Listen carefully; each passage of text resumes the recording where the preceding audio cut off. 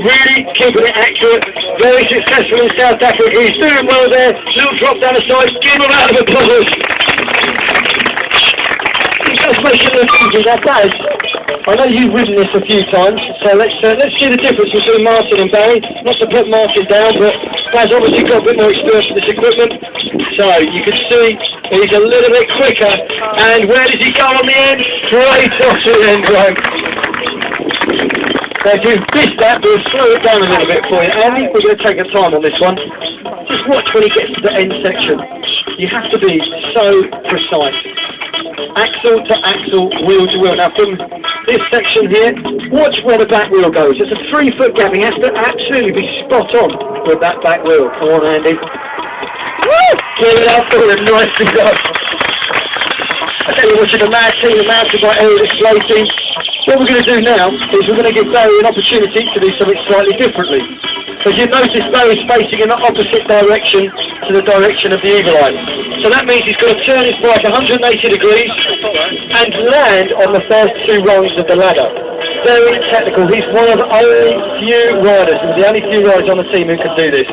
It's pretty impressive stuff. Big 180, right onto the road, up to the end, and then from there, it's a 360 off. Give it up for Barry Hutchinson. Nicely done. Well, Andy, Barry, 180 on, 360 off. Bit of pressure on there, Andy. So you've got to do something a bit better and a bit more, perhaps more dangerous, more impressive. Okay, how about if we get Andy to ride up, but not touching the front wheel?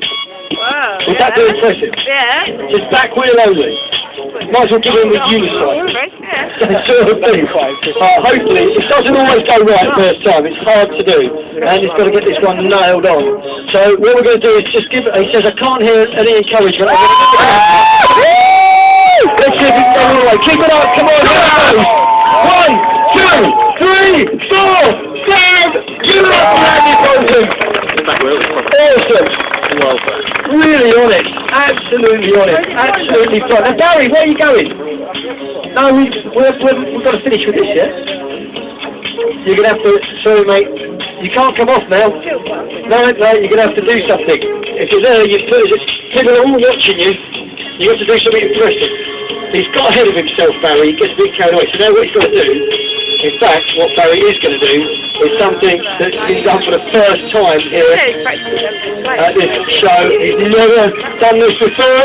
But give it up for him, nice big flip across the road. Now, Baz, actually, I have to be honest with you, ladies and gentlemen. Normally, you land it and nail it. That was pretty poor. So, what we're going to do, mate, is we're going to make you do it again. You know the rules. You can see the idea, but what Barry's trying to do here is he wants to land and hold it on that bar. Now remember, he's travelling as well. It's incredibly hard to do, to actually nail it on the bar. If he does do that, he'll be very, very pleased. On the back wheel, over, slip that one.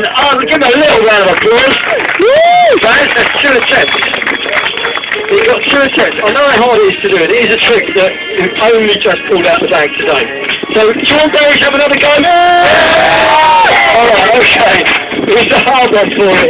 Right, it's a long way across. You can see that the gap is approximately 6.5 to 7 foot. So, Barry's going to give it his best shot. He wants to, remember, he wants to get across. Does a 180 foot turn as he rides down. He's at an angle facing of around about 30 degrees.